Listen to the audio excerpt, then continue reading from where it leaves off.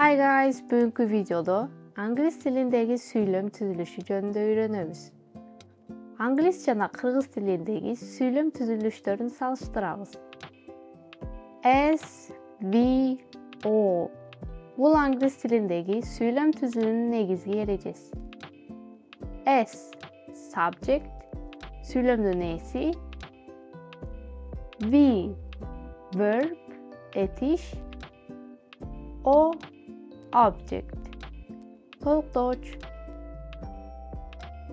Мындайча айтканда, англисче сүйлөм түзүп жатканыбызда, сүйлөмдүн башында сүйлөмдүн ээси келиш керек, андан кийин этиш, андан кийин толуктооч. Мисалга, I play tennis. Мен теннис ойнойм. Бул жерде I сүйлөмдүн ээси, play этиш, tennis бул сүйлөмдү толуктаган сөз. I play tennis. They watched a movie. Алар кино көрүштү. Бул жерде дагы эрежеге баш ийди. Сүйлөмдүн ээси, андан кийин этиш, андан кийин гана толуктооч келди. Эми кыргыз тилинин жана англис тилинин сүйлөм түзүлүшүн талкуулайбыз. Англис тили бул аналитикалык тил деп аталат. Бул дегендик сөздөр орун тартиби менен маанини аныктайт. Мындайча айтканда, аналитикалык тилдер сөздөрдүн тартиби, ирети жана жардамчы сөздөр аркылуу маанини билдирет. We drink milk. Биз сүт ичебиз. Бул сүйлөмдү кыргыз тилиндегидей орун алмаштырып же болбосо бир сөздү айтпай койсок, маанисин жоготуп калат. Ошондуктан ирети менен бардыгын айтышыбыз керек. We drink milk. We деген сөздү айтпай койсок, drink milk, сүт ич деген мааниге өзгөрүп келет. Ал эми кыргызчада биз сүт ичебиз дегенде бизди айтпай койсок, сүт ичебиз дагы эле түшүнүктүү.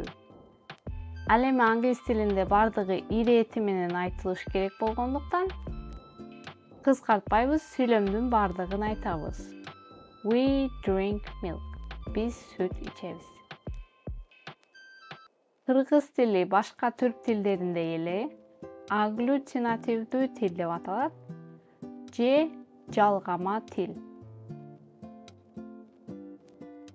Бул тилдерде көбүнчө сөздөргө мүчө улоо аркылуу маани билдирилет же сөздөргө мүчө улап сүйлөм түзөбүз. Кыргызчада дагы ошол эле нерсе, сөздөргө мүчө улап сүйлөм түзөбүз. Мисалга, мен паркка баратам. Мен алма жейм. Жана бизде сүйлөмдүн ичинде сүйлөмдүн ээси чоң роль ойнобойт. Сүйлөмдүн ээсин алып койсок деле, биз маанини түшүнө алабыз. Мисалга, ал мектепке баратат. Ал кай жакка баратат? Мектепке баратат. Кыргыз тилинде эни кыскартып жооп берсек болот. Жана көп учурда сөздөрдүн ордун алмаштырып колдоно алабыз. Ал эми англис тилинде эни сүйлөмдүн ээсин кыскартсак болбойт жана сөздөрдү ордун алмаштырып колдонсок дагы болбойт.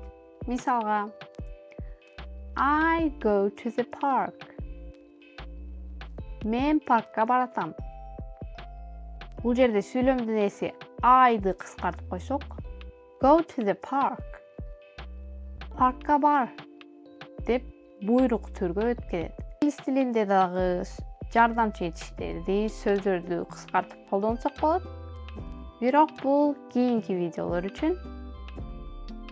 Англис тилинде сүйлөм түзүп жатканыбызда Сүйлөм түзүүнүн негизги эрежеси ушул SVO болгондугун унутпайлы.